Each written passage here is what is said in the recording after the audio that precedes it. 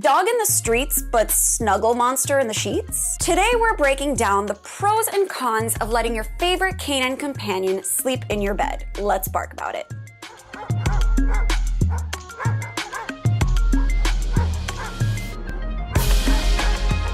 Welcome back to Alpha Paw, your destination for everything dog. I'm Bernie Zilio, and I'm on a mission to answer every doggone question you have ever had about your fur babies. And today we are talking about whether you should let your dog sleep in your bed. The answer is yes. Thank you for watching Alpha Paw. I'm just kidding. In my home, our dog Pod has a permanent spot in our bed, on our bed, on my head, wherever he darn well pleases. And don't judge, okay? I'm not the only one.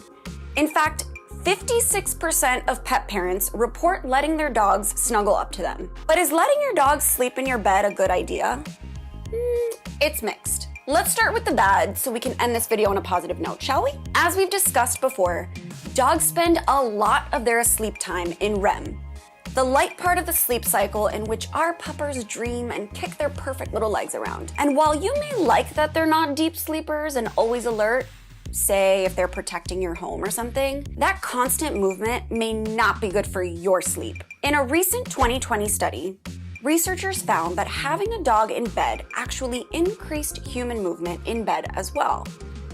That doesn't necessarily mean that the human was awake more. In fact, people in the study rarely remembered waking up due to the dog movement, but it could potentially disturb sleep, meaning you wake up more tired. Another negative is that it may stir up your allergies. You don't have to be allergic to dogs to have an allergic reaction to them. Your dog is outside a lot during the day, potentially collecting pollen or dust in his or her coat or paws, which they can then bring back into your bed. So if you do have allergies or asthma, you may want to rethink your fur baby coming from the streets to your sheets. On a similar note, bacteria, parasites, and fungi can also spread from your pup to you. So sleeping on a pillow that your dog may have contaminated can be slightly problematic and downright gross. All right, enough of that. Let's get to the good stuff because you might actually be surprised. There's actually a lot of positives that come from sleeping with your dog. While dogs can contribute to sleep disturbance, they actually do so less than cats.